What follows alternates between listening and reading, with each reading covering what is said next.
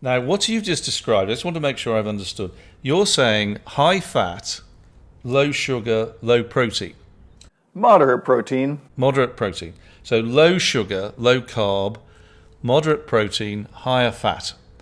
So, what is there good fat or bad fat, or give me an example of the sort of things that you eat and what a meal might look like that corresponds to this? Yeah, and the conventional wisdom about because sort of fat makes you fat. This is the inverse of the truth. That fat makes you full. Fat is extremely satiating.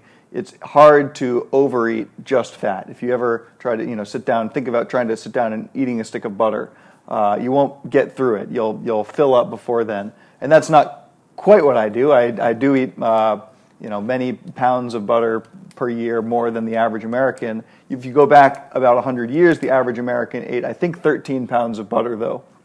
And this was from cows that were grazing on green pastures, and so the cow kind of does the work of eating your vegetables for you, and it gets the minerals from the grass in a way that becomes bioavailable for our bodies. So vitamin K2, you can get in quantities from things like butter that you really can't get anywhere else.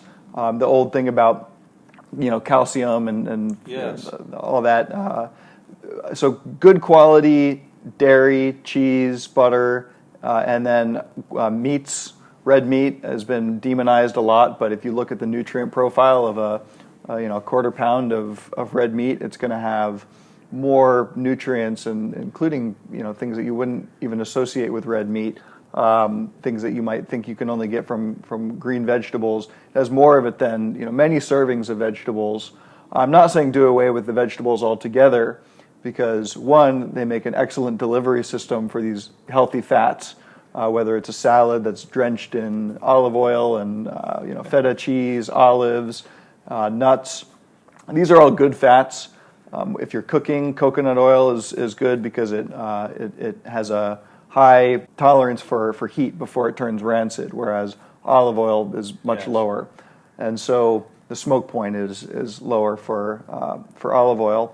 But these all of these are good fats and should be used not sparingly, as the food pyramid recommends, but to satiety.